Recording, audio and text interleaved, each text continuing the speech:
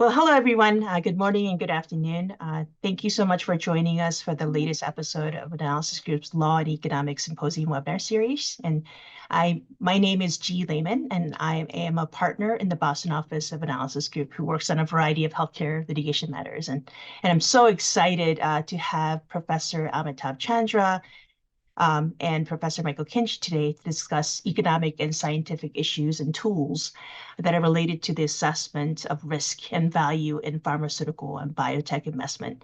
So I will be moderating today's discussion with my colleague, Shuman Mazumdar. And my goal today is to really allow you to hear from Amitabh and Mike as much as we can, because I think you're in for a big treat because they're both great speakers who bring so much knowledge and experience and these topics. But before we get into the interesting topic for today, there are a few housekeeping items that I would like to discuss. First, I just want to thank my colleagues, Federico Mantovannelli and Lucy Wang, who are vice presidents in our Boston and San Francisco offices, as well as numerous other colleagues from our marketing department who handled all the behind the scenes planning, idea generation, and logistics so beautifully and efficiently and thoughtfully. And second, a few guidelines for the webinar, as you can see on the screen here. You are in view only mode, and that means that your audio is muted automatically. But we'd still love to hear questions from you throughout the webinar. So to ask a question, please click on the Q&A feature of the Zoom application to submit your questions there. And for any technical difficulties you may be experiencing, please submit your concerns via chat, and we'll try to follow up on that. And finally, as a reminder, this webinar is being recorded, and the recording will be posted on Analysis Group's website sometime next week in case you want to come back and listen to it again or forward it to your colleagues or others who may be interested in the topic. So thank you so much for everyone. So I will now turn things over to Suman, who will introduce himself and invite the speakers to introduce themselves as well. Hi, everyone. I'm Shuman Mazumdar. I'm a vice president at Analysis Group in the San Francisco office, and I'm on the finance faculty at Berkeley at the business school there. I've had the great pleasure of working with Dr. Amitav Chandra, who's the Ethel Zimmerman Wiener Professor of Public Policy and Director of Health Policy at the Harvard Kennedy School of Government, and the Henry and Allison McCants Professor of Business Administration at Harvard Business School. I haven't worked with Professor Michael Kinch, who's the Executive Dean of Sciences and Vice President for Innovation at Long Island University, and I'm truly looking forward to hearing from both Mike and Amitav about the issues that G just mentioned. I'd like Amitav first and then Mike to briefly give us a background for the audience. Amitav, if you'd like to introduce yourself. Thank you, Shuman. I'm just so thrilled that everybody is like not eating lunch and wants to talk about valuation. It just like fills my bucket. I am an economist at Harvard, and I think one way to introduce myself is to tell you about the two classes I teach. I teach a foundational class in U.S. healthcare policy, and I also teach a class on investing in the life sciences at Harvard Business School. Valuation is a central topic in both of those classes. I also chair the joint degree program between Harvard Business School and the medical school in the life sciences. Mike, would you like to describe your background? Yes, my name is Michael Kinch. I'm an immunologist, and I've been in drug development since the mid-1990s. And I've divided that time roughly equally between the private sector and academia. I started as an academic doing drug discovery, was turned to the dark side and went to the private sector, and returned back to lead drug discovery at Yale and then Washington University in St. Louis. And most recently, I moved to Long Island University, where I continue to analyze the pharmaceutical industry, but also trying to incorporate it into education. Wonderful. As we'll see, the two of you bring distinct but completely related skills to this issue of biotech valuation. And I'm hoping that as we continue this conversation, that'll become clear to the audience. Amitav, as you know from our work, we often hear news stories about blockbuster drugs earning billions of dollars, and then we hear about pharmaceutical companies profits on the one hand. I think less is known to the lay audience about the risks and the costs associated with bringing a drug to market. And I think when you're valuing a drug candidate, which has many years to go before it can ever see the light of day, if ever, that issue becomes a central focus for both the startup that might be bringing the drug to developing the drug, and of course, venture capitalists who may be funding some of that development. And there could be a wide gap in their understanding of these risks and consequently how much it's worth the drug candidate today. And I think your research, and some of which I've been fortunate to do jointly with you, examines those issues of risk, the timing of clinical trials, the risks associated with clinical trials, the costs of those things, and how it all plays together to come up with a number or a range of numbers of how much that drug candidate is worth today. And I think these parameter inputs, on the one hand, are critical, of course, in any valuation method. And I think Mike will bring some details to that issue. So I would like, Amitav, if you could sort of get us started by explaining why valuing biotech assets is so different from valuing other types of assets, because you've valued other assets as well as an economist at Harvard. So why don't you help us? So I think that's a great question to get us started. I mean, let's contrast the valuation of a product that a consumer may buy. Maybe it's a nascent car company. Maybe it's a company that makes a consumer product, and let's contrast that to the valuation of a biotech asset. The biotech asset is going to have to complete a series of very long clinical trials, and it has to receive FDA approval. So that has to be incorporated into the valuation. This entire process takes, millions, some billions of dollars, and many, many, many years to complete. And it's also a very, very risky enterprise. And so what that means is that firms are making very large sunk investments in activity that could generate revenue many years from now with considerable uncertainty. So at a minimum, there's a number of things that go into valuation, but at a minimum, what I would want to know, and I think these are the key drivers of any valuation model, we need to know and have a good sense of the expected cost of each completed next stage, the phase 1, the phase 2, the phase 3. We want to know how long these various stages will last. Some trials go faster than other trials based on the disease area that we're in. We want to know what the probability of passing each one of these stages is, and that's going to vary from one asset to another. And then we want to form an understanding of all the other forces that affect revenues, like prices. And prices are going to be affected by the value created by the drug, the demand for the drug, but they will also be affected by changes in policy, like the Inflation Reduction Act, and potentially competition from other competitors who may have entered the space by the time one's drug launches. So I think, given the size of the money required, if one fails to appropriately account for any one of these factors, one could have serious implications for how one is approaching the valuation of one of these drug assets. And I think different companies, different investors may be using different factors, like they might be using, either they're putting in different inputs for all of the factors that I listed above. And so then you're going to get differences in valuation, which could affect, whether they're willing to collaborate or invest in each other. But they might also be using different valuation methods, right? Which would be another source of while there may be, differences valuation or disputes in valuation. And all of this will prevent a life-saving drug from coming to market, because at the end of the day, as you said, Shuman, we need venture capitalists to invest in startups, which means both the entrepreneur and the venture capitalists have to agree that the capitalization is going to create value. Similarly, when the VC company exits on capital markets or to a larger acquirer, we need those two entities to agree on not necessarily the value, but they both have to agree that value is being created as a result of the investment.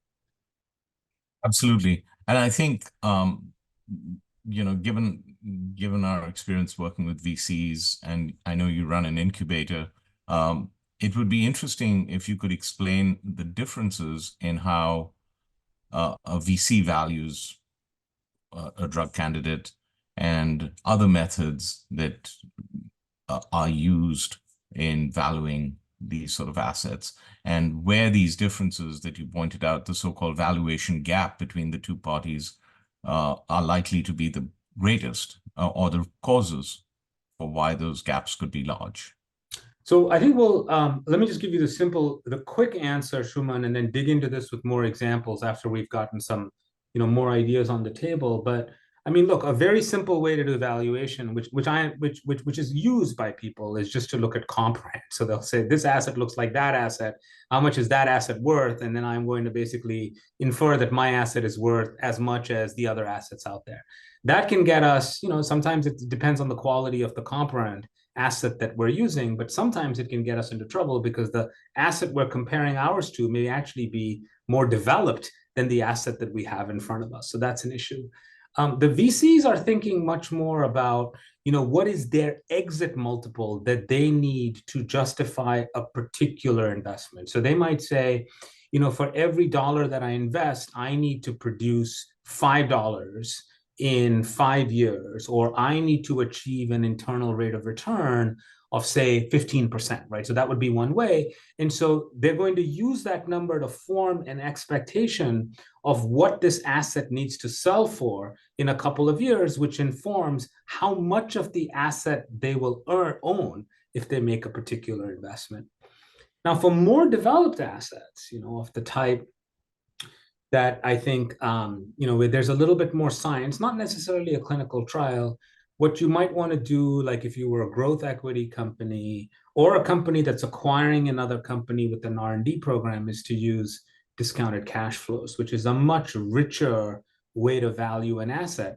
It's richer, but it requires much more information. Now I need to form expectations about future revenues.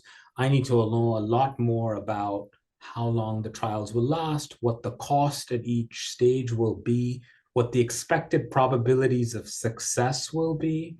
I need to know what my cost of capital is, because that's what I'm going to use to discount all of those cash flows. And I'm going to have to know a lot about the working capital needs to kind of, make sure that that asset receives the capital it needs for manufacturing and everything else. So these different views can, these different ways of valuing can sometimes result in a real impasse, simply because we're using different methods, or we're using the same method, but we've plugged in different inputs. And I think at the end of the day, I think the key thing to remember is economists might be able to build very sophisticated valuation models, using, sometimes we call it RNPV or expected NPV. Maybe we model an asset using the real options method, which is another way to think about the benefits or the option value of continuing an investment. But at the end of the day, what matters is not sophistication. What matters is the accuracy of the inputs that I'm putting into these models. So I could build a very sophisticated model with lousy inputs, and then I get a lousy, uninformative valuation, which is not good. Right. So go ahead, Sriman. Oh, go ahead. I was just going to turn it over to you. Great. So you're following up on that. I mean, I think that's a really great setup to talk about each of those components and inputs that Amitabh, you think is a really, really critical part of the valuation that you would conduct as an economist. And so turning things over to Mike, who, you bring so much industry experience as well as I think a really high level understanding of drug development and how it may have changed over time and how it may be very different across different types of molecules and different types of drugs. What's, based on your experience sort of developing these pharmaceutical products yourself, as well as someone who brings an academic research sort of background on the industry itself, what are your thoughts about costs and how it might change over time through different stages of development, and maybe some of the trends that you are seeing? Absolutely. So, I mean, I completely agree with everything that Amitabh said. And really, one of the challenges with the pharmaceutical industry is that arguably, these are the most highly regulated products on planet Earth. because they're being put into people's bodies sometimes on a daily or even more frequent basis. And you're assessing both efficacy, does it work, and safety.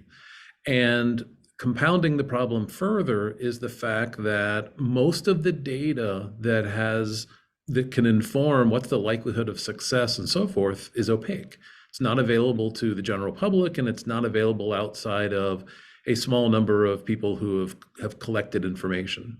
So one of the things that we've done is to create an open source database populated by every drug that's ever been approved by FDA and every drug that's ever been tested in a person. So anything that's ever been in a clinical trial. And that's given us a lot of information to evaluate trends, both in the past and what does it tell us about the future. And it also further allows us to sub-segment the different types of drugs, because one of the things that's really important is that a drug is not a drug. You can't compare A to B.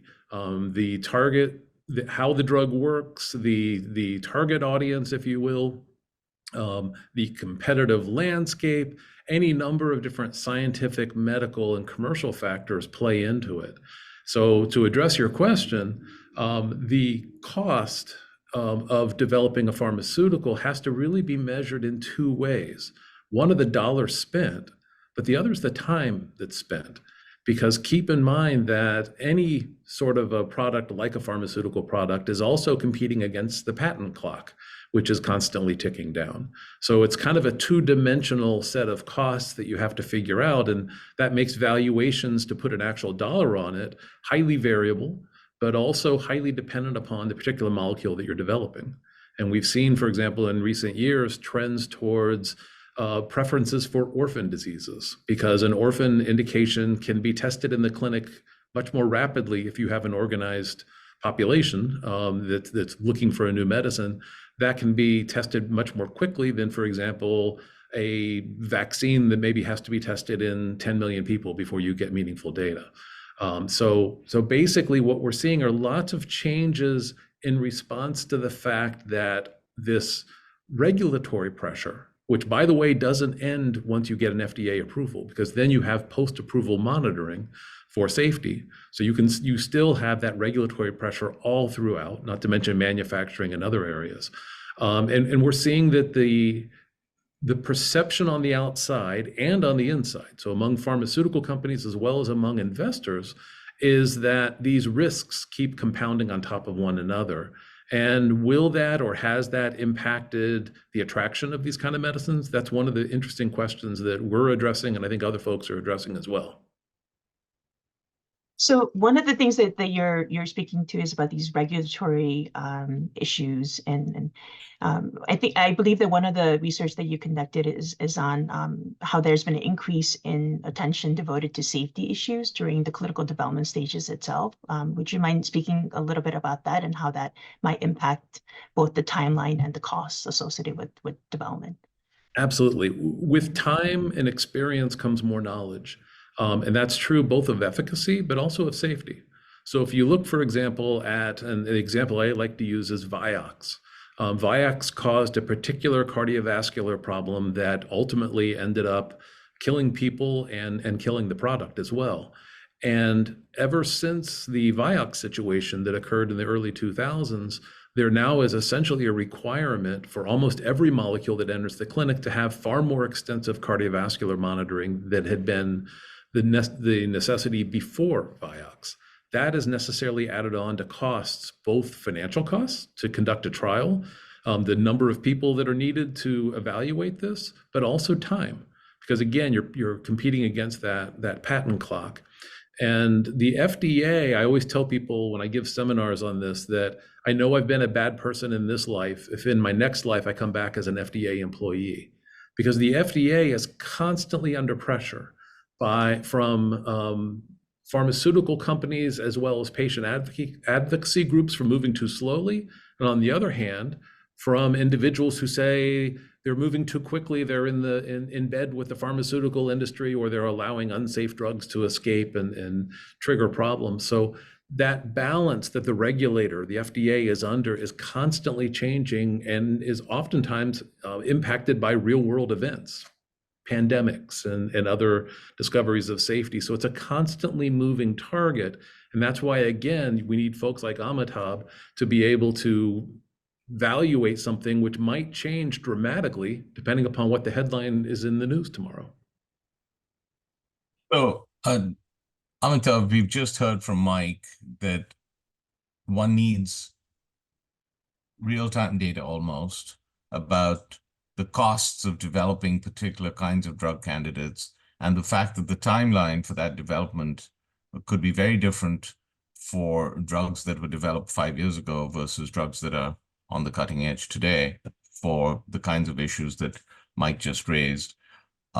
If you were asked to do a valuation of a particular drug candidate as of today, on the one hand, which could be some assignment that you do as an expert, or at 5 years ago for a different purpose, what sort of data would you need to do a robust valuation? And how would the kind of data that Mike has mentioned be helpful in that analysis? I would say let me zero in on two absolutely critical inputs to valuation in biotech. One is how long is each stage going to take? So not just it's going to take me 8 years to go from phase 1 to submitting or getting the FDA approval. It's like, well, but is my phase, maybe this is an area where the biology is extremely well understood. And maybe this is an area where you have a surrogate endpoint. So the trials aren't going to take 8 years. Maybe the trials are going to take 4 years, right? And then the FDA might move quickly because this is a drug with a breakthrough designation. So you need to know a lot about the expected time that each stage will take. That's one. The second thing is, I wish all the time that I had better data on the likelihood of success of each stage. And for everyone on the call who does valuation, this should make a ton of sense because, in the expected NPV model, what are we doing? We're basically taking the future cash flow and just looking at the expected future cash flow by multiplying the cash flow by the probability of receiving that cash flow. So now I need to know the probabilities, and if they're wrong, by wrong, I mean like even small differences in probabilities, like if I put in like 7% instead of 5%, is going to have a massive impact on the value of an asset. This is true if I were to use a real options method to value an asset. So in the real options method, I'm comparing the cost of continuing R&D in a project at a particular phase. I'm going to compare that cost with what I believe is the asset's remaining value in an expected sense after accounting for the probability of success. So once again, I need to know a lot about the probability of success, because if the cost is greater than the remaining value, the company should actually stop the R&D program. So I wish all the time that I had more accurate, more reliable data on the duration of development and on the probability of success associated with that development. And none of this is like easy. It's like very, very hard to do. You can go to papers that have been published that will give you like an industry average, but an industry average would suggest that like developing a compound where the biology is well understood, where there's a surrogate endpoint, is going to take the same amount of time as, a completely novel cell therapy. So you need much more detailed, much more granular data than the data that, is often used in sort of simpler valuation. And if I can jump in, I'm nodding violently because that was the exact motivation for basically everything I've been doing for the last 12 years.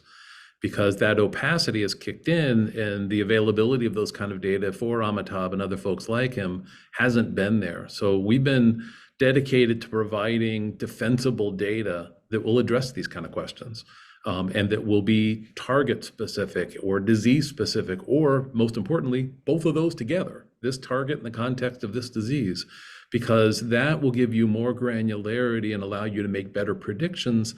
And a next generation statin is going to be very different than a brand new cell therapy that is targeting something that has never been targeted before. Yeah, that's That's a great segue talking about the data itself. Like you mentioned, the clinical drug experience knowledge base, or CDAC, and if you can expand that a little bit, both the sort of motivation for how you wanted to provide more of a transparent and verifiable source for the public with this database, as well as maybe some specifics about what kinds of information are actually available in this database. Sure. So about a dozen years ago, I was leading drug discovery at Yale, and a question came up as to what can academia do in terms of moving the needle in drug development. And drug development is a very expensive, very intensive activity, and an academic organization expecting to jump in and make a big contribution is frankly not terribly realistic. So what I thought, having lived in both worlds, the private sector and academia, repurposing of drugs provides an opportunity. So I thought, okay, if we're going to repurpose, then we can do what are called screens against a particular mechanism or target and ask, of FDA approved drugs, which ones might hit that target. So I thought, let's make a screening deck of FDA approved drugs. And so I went to FDA and tried to download a list of FDA approved drugs, and it turns out there was no such thing. So the long story short is that we created it. It hadn't existed before. It was everything from currently prescribable medicines through going back in time, every medicine that has ever been allowed to be sold to an American consumer. When I went to Washington University in St. Louis about 10 years ago, we expanded that to include every drug that's ever been tested in a person. And that was important because for two reasons. One is that we expanded the international experiences beyond just US domestic, but also we included experimental medicines that either never got approved or haven't yet been approved. And by having this collection of information, that now gives us a lot more information about the medicines, their intended medical uses, their mechanisms of how they work, the organizations that are developing them, the pharmacology, the safety, the clinical trials, a lot of information we've now built around this thing we called CDEC. And it provides, again, that granularity that rather than saying an industry average of 9.8% likelihood of a drug entering the clinic is going to get an FDA approval, instead we can narrow that and say a monoclonal antibody that targets this particular molecule, what has been the past history of that, and how might that inform us as to the future? So there's lots of information, and frankly, more than we've published 50 papers and 6 books in the past 12 years, and we've barely scratched the surface. Yeah, I mean, it seems like an incredibly useful database. And so one of the data points that you mentioned is this less than 10% of drugs that enter the clinic is likely to get an approval. And oftentimes you think about the likelihood of success sort of related to that approval, and how it might feed into the valuation model that Amitabh may be building. We know that's a very critical data point, but are there others that actually impact the decision for the pharmaceutical companies to continue or to stop the development of drugs? I'll let Amitabh answer as well, but very quickly, absolutely. There's obviously what competition is in the space. What is the unmet medical need? There can be drugs that target a particular pathway that are very useful and efficacious, but maybe they have a toxicity that you could overcome with a second generation drug and thereby either expand or take over that new market. So there are many, many factors that go into this, and it's really important. One of the things that is a primary lesson out of what we've done thus far is that the past can really help inform the future. And that can be useful for making a better second generation drug, or frankly, it can be unuseful if someone is just simply making what used to be known as a Me Too drug or a fast follower drug, where they don't want to necessarily be any better or any more safe. They just want to get to market fast. And that's not a criticism. It's just that's how some business plans of certain organizations work. And so that's where having all of this information can help to define, do we want to be better? Do we want to be faster? How do we want to handle this? Where do we want to, what's known as de-risking? In the pharmaceutical industry, we like to remove as much risk as possible, and we have the term de-risking to reflect that. This kind of information can help you de-risk. So that was very, very informative, Mike. Thank you for that, because the kind of data that you've described as an economist, it's so rich that it's mind-boggling, frankly. And it's particularly the kind of data that would be relevant, I think, to Amitabh's valuation analyses, which, as I see it, could be twofold. And Amitav, I'd like you to focus on how the differences in Mike's database can help. Sometimes you serve as a consultant to startups and you're valuing a drug that is currently in progress, and you're being asked to evaluate how much it's worth today. And so for that, you'd look for current information naturally. And then sometimes, as an expert witness, for example, you're asked to analyze the value of a drug candidate that might have a historical valuation date for reasons related to the case. And what I heard from Mike is that it's a fast-moving environment, and the data is constantly changing about the probability of success of a molecule, the cost of development of a molecule, the time horizon for each clinical trial. All of these factors keep changing, and they're critical factors in your valuation model. So how would you go about using, say, for example, Mike's database or other databases in addressing these two types of engagements? One would require historical data, one would require current data. Trends are very sharp in some cases. So how would you distinguish between that? Right, right. So based on what Dr. Kinch, Michael just shared, you know, when I think about a big, rich database like CDEC, the clinical drug experience knowledge database that Michael has built, you know, I would think that it would allow me to calculate these stage-specific probabilities of success for each drug candidate. And the stage-specific probabilities may be different today than 10 years ago because of, you know, improvements in clinical trial design. Like maybe we can do a basket trial now that we didn't know to do or we weren't thinking of doing 10 or 15 years ago. But the CDEC database would have the ability to inform a valuation expert like me on how these stage-specific probabilities have changed, what they are and how they've changed. And similarly, the amount of time it typically takes this asset to complete each stage. I mean, as you and I know from having done these valuation models, Shuman, the cost of capital for some of these assets is actually quite high. Not always, but for some of them, it's quite high. So, you know, if we're using a discount rate of 15% or 14% or 12%, then every additional year that it takes to finish a clinical trial is going to cut into discounted cash flows quite a bit. So I think a person like me, if I had access to the CDEC data set, I would be able to put together a much more accurate and defensible estimation of a biotech's assets probability of success. And the hope with doing that, I mean, at the end of the day, it's not just a value, right? This is not a finance class. What we're trying to do as experts is to narrow the valuation gap between two parties in a dispute. So one party thinks that the asset is worth $1 billion. The other party thinks the asset is worth $2 billion, right? And so who is going to be right? And so if you have a detached, thoughtful valuation model, it actually helps bring the two parties together. In addition, I think, in addition to just in disputes, I think better valuation is going to actually be good and central for more drug development. If you think about the fundamental nature of drug development, you need a lot of capital, right? You need capital from capital markets or from venture capitalists.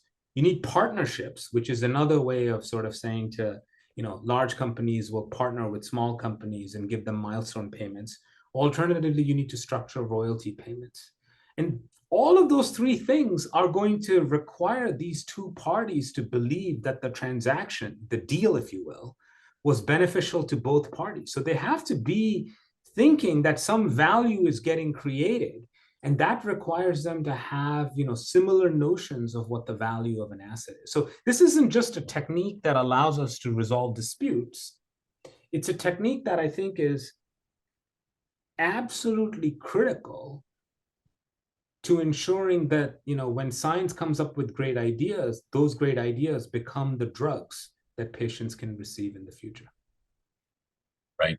So you mentioned cost of capital, and of course, sometimes people use very high cost of capital just as a catch-all for all the risks. In the RNPV method that you mentioned earlier, cost of capital might be lower, but then you would adjust for the risks that of clinical development and the expected cash flows. And you mentioned that as well. And you also talked about the real options method that one can use. And I suppose, we had somebody ask if you've used real options methods in your analysis, and could you speak to that a little bit, and how they're related, how these different valuation methods are related? Yeah, I think of the RNPV model as closest to, what people would understand in a basic finance class. You just can't use it all the time because you have to form expectations about prices and revenues and policy and the competitive environment many years from now. And that may not be known unless the drug is like further along. That's very hard to do for a company that's being spun out of a university today. Like, I think for those very early stage assets, the VC methods make a lot more sense, with one caveat. I think that there is a tendency from time to time to use an omnibus discount rate, so a single number that picks up the time value of money and picks up the probabilities of success. So people will say, oh, well, this is very risky, and because it's very risky, I'm just going to use a very high discount rate. That kind of thinking can get us into a lot of trouble, which is why I think we have to be very systematic as finance people, as an economist, on which method we're using and what discount rate we're using. I think the real options style of valuation should be used more often. I mean, that's always been my view. I think if you look at a lot of deals, a lot of M&A activity in the pharmaceutical industry, one way to look at some of those deals is, well, you could say none of these deals make sense because people are paying a lot more money for this asset that they're purchasing than what a expected NPV approach would get you. But what the expected NPV approach might miss is the option value of buying another company. So a very concrete example could be, maybe I'm a company that basically specializes in metabolic disease. So maybe I've got a bunch of products, for diabetes or something like that. And I have a very small oncology portfolio. Well, there's a certain option value that comes with me acquiring an oncology company because now I own the option to learn about oncology. And that's not going to get picked up in the conventional models, but could be picked up in a real options model. Right. So we've been talking about all these parameters that affect I'll say the costs associated with bringing a drug to market, the probability of success at the clinical stages, the time for each clinical stage to be completed, ultimately the probability of getting the approval and so forth. And assuming you've gone through all of that, are you in the clear, or are there other risks that we need to still continue to think about to estimate the income or the cash flows that the drug might generate down the road? What are the other parameters that could change in your world? Yeah, Shuman, when I think about the hardest problems in finance, I think of them, like many of them are in biotech. So yes, we're not done just thinking about the two things we talked about. Look, I mean, I think you'd have to form an accurate expectation, right, of what revenues for your drug will be. And revenues for your drug depend on the epidemiology of the disease. So you'd need to know that. You'd need to know the price that the drug might be able to sell at, which depends on payers' willingness to pay, but it also depends on the competitive environment at the time that the drug launches. And people often say, well, all these drugs are blockbuster drugs. They're not. I mean, some tiny, tiny, tiny fraction of drugs are blockbuster drugs. Like most drugs have much, much smaller margins. So you need to form expectations about future revenues, which means knowing the regulatory environment many years from now, knowing the competitive environment many years from now, knowing the policy environment, like the Inflation Reduction Act, many years from now. There could be a change in perceptions. You'd have to do that. You'd have to kind of form expectations on that. And then finally, Michael alluded to this, so I want to come back to this point. There are also sometimes non-trivial post-approval risks and costs, right? So like the conventional way to value a drug is to say, what are the costs through FDA approval? And then after that, revenue starts. But what if I have to do a post-marketing study? What if I have a drug where the FDA approves it and requires me to do a post-marketing study? Now the valuation is going to be affected by the high cost of the post-approval study. But that post-approval study could generate adverse information too. I mean, we might learn that this drug has a nasty set of side effects, and creating a black box warning around the drug or creating a REMS program for that drug could in some sense reduce the market size of the cash flows associated with that drug. And so you would need to put all of that into your valuation model. And if I can jump in real quick, I had a very troubling conversation with the chief operating officer of one of the largest pharmaceutical companies in the world, who said, we're now spending more money on phase 4, which is post-approval requirements by FDA, than we're spending on phase 3. And between phase 3 and phase 4, you're talking about greater than 90% of all revenue spent in research and development. And that is very troubling because, and again, you can point fingers. Either the FDA is making decisions and allowing drugs to be approved, but with a requirement for a phase 4, so they're doing it too quickly, or they're being too cautious in requiring these phase 4s. But it caused me to go back and look at our database, and sure enough, we're seeing phase 4, the number of phase 4 trials going up exponentially in the last maybe 10 years. And that has very interesting implications because that's a research and development cost that a lot of folks don't build into their calculations. And given that a phase 4 oftentimes is even larger than a phase 3 and therefore more expensive, that can create big problems because you're both spending money on the phase 4, but you're also cannibalizing your market because the people you're using for your phase 4 are ones that you would rather be selling the drug to. So it creates a lot of concerns and questions. Mike, is that trend related to the types of drugs that are being approved in more recent years than others? The drugs that are related to more rare diseases or things that are actually go through more of an expedited regulatory approval process? We're in the process of looking at that right now, but the early perspective appears to be that it's across the board. So it's not just the drug that received an approval under an extraordinary mechanism, an Orphan Drug Act or other sorts of rapid intervention types of mechanisms. These phase 4s are also being required of the more mundane drugs. And again, I think it starts to raise questions, why? Why are these requirements there? Is it a lazy regulator? Or is it that it was approved too quickly and it's an overly aggressive organization trying to get the approval, the sponsor?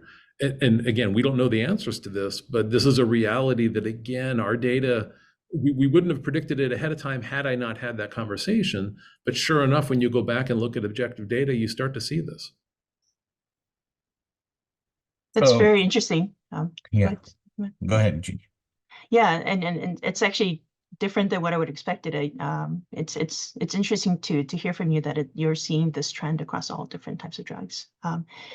But speaking about potential differentiation of drugs, the regulatory risk or the timeline to hitting different points of the clinical drug development process, as well as the approval itself, as both Amitav and Mike, you've alluded to, these can vary across different types of drugs, both between small and large molecules, and even focusing on the biologics themselves of different kinds of structures, some more complicated than others. And one of the things that I really benefited from working with you, Mike, is just your ability to talk about some of the scientific complexities around the different types of molecules. And you've also conducted some research about the regulatory approval process as well as clinical drug development that may be different between, for example, monoclonal antibodies versus bispecifics. And I was wondering if you could sort of explain what those common types of immuno-oncology drugs that you're seeing in the market, and how those are different from a scientific perspective and their implications for the trends that you're seeing with respect to timeline of development. So we're seeing ever more complicated mechanisms being targeted and ever more complicated therapeutics. So 30, 40 years ago, it was primarily what we call small molecules, something that is basically a chemical that could be synthesized by chemists. Then starting really in the 80s and accelerating rapidly thereafter, we've seen more complex molecules, and complexity brings a lot more problems because, for example, a protein gets what's called decorated. There can be different constituents put on a protein, and if the way that one company makes the same protein as another can vary fairly dramatically. Complicating the things further is if when you start getting into, for example, cells, which is a big trend more recently, CAR T cells being one example, there again, you have a complexity that's another magnitude higher. But also, in addition to the complexities and the variability that can arise batch to batch, manufacturer to manufacturer, product to product, is also the fact that costs go in to this. When I was first studying monoclonal antibodies in the 1990s, I was told these will never work because they'll always be prohibitively expensive to produce. Well, anyone who turns on TV for more than 5 minutes will see at least one monoclonal antibody commercial because technology allowed costs to come down, but it's still not at the level that we're talking about with a small molecule. So a small molecule may take pennies per dose, whereas a large molecule may cost $100 a dose. And then you get into what is the markup and everything else. We've now entered the world of cell therapies, where now if we look at it, the price being charged to the patient frequently now exceeds $1 million per patient.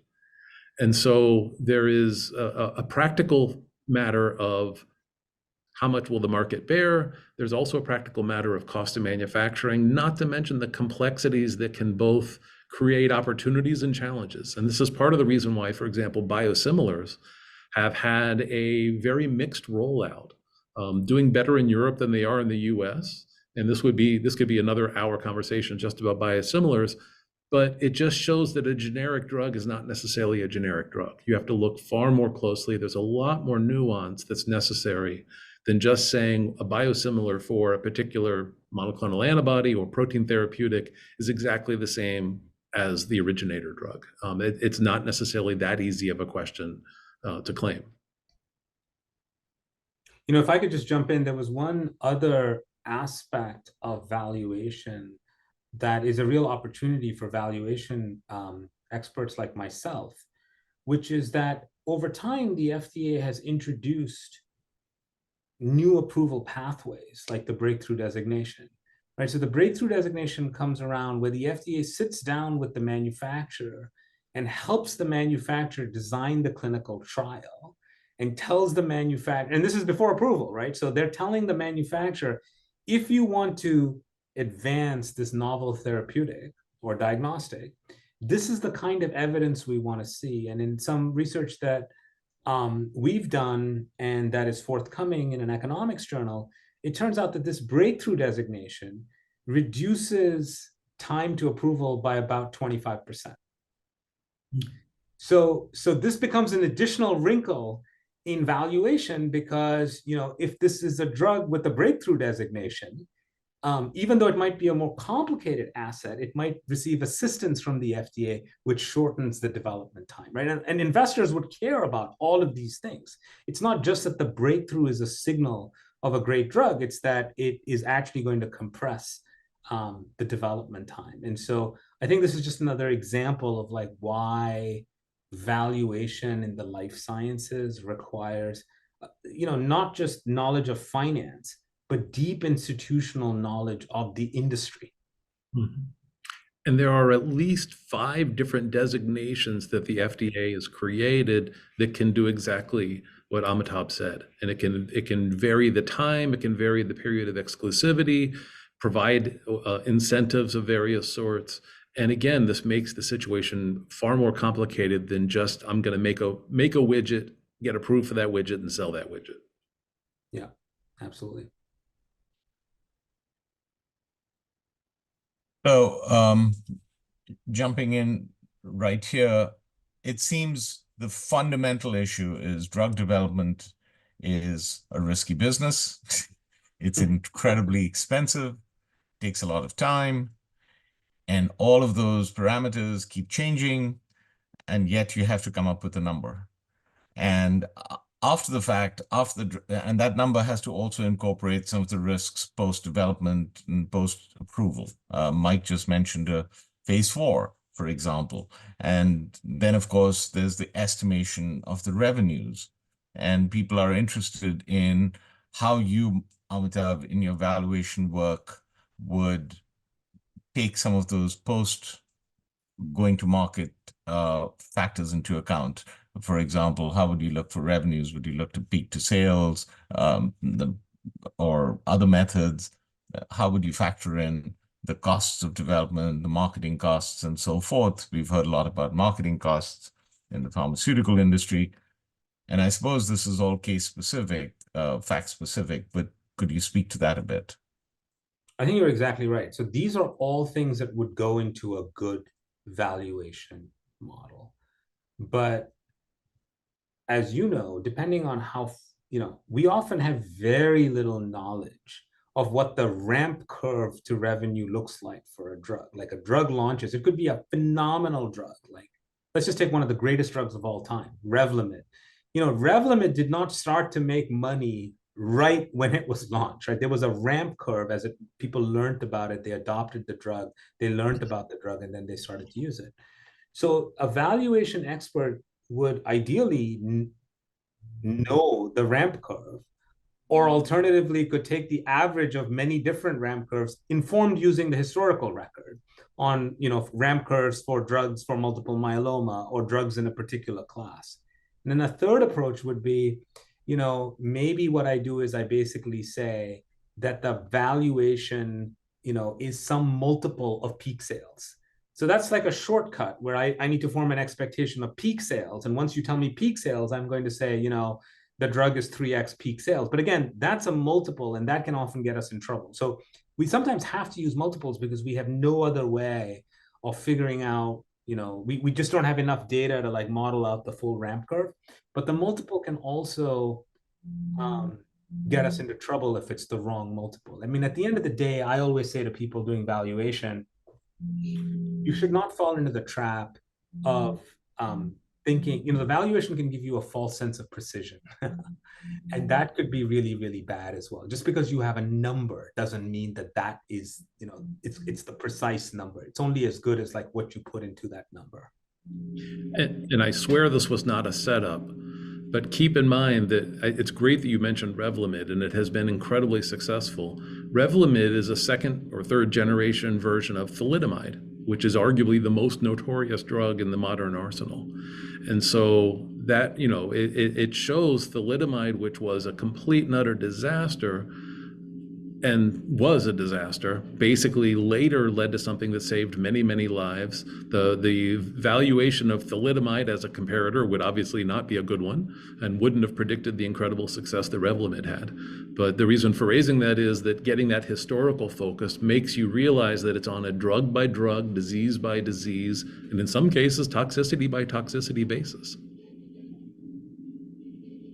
So we're almost out of time, and I'd like to ask Amitav one last question. Let's assume that there's a situation where there's a startup that's developing a very important drug that has the prospect of changing millions of lives down the road, and it needs money to continue its research, and that company has come to a VC and asked for a ton of money.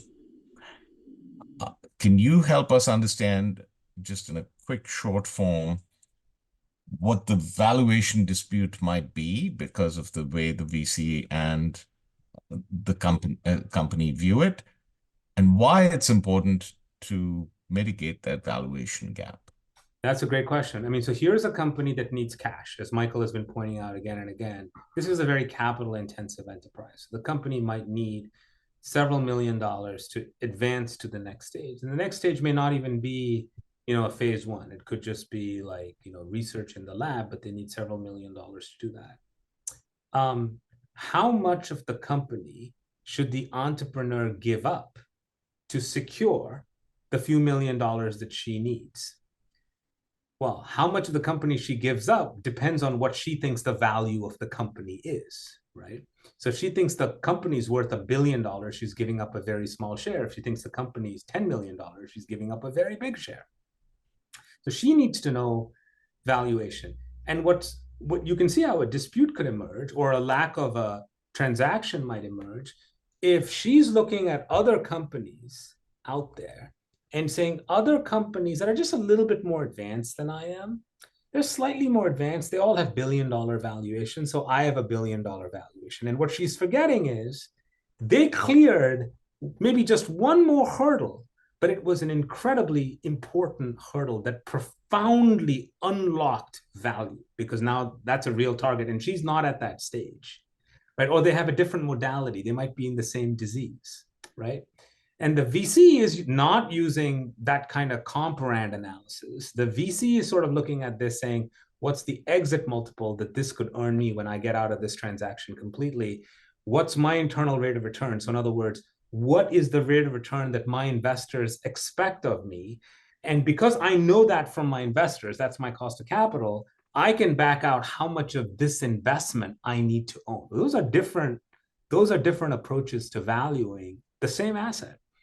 And if these folks disagree wildly, they're not going to come together. The company will not be capitalized. So both the VC loses and the entrepreneur loses. So I think valuation is a way to bring people together. And by bringing people together, it's a way to advance drug development. Great. Thank you so much. We're about at time, and I just want to thank you so much, Amitabh and Mike, for this really interesting discussion. I mean, you bring so much expertise, and I do feel like any one of these questions we could take another webinar in an hour upon. But as I announced at the beginning, this recorded, so please forward it to people, your colleagues and others who may be really interested. And I know that we're also working on a written Q&A surrounding these topics for both of you that will be published after this. So thanks everyone for attending, and thanks Shimon for helping to moderate.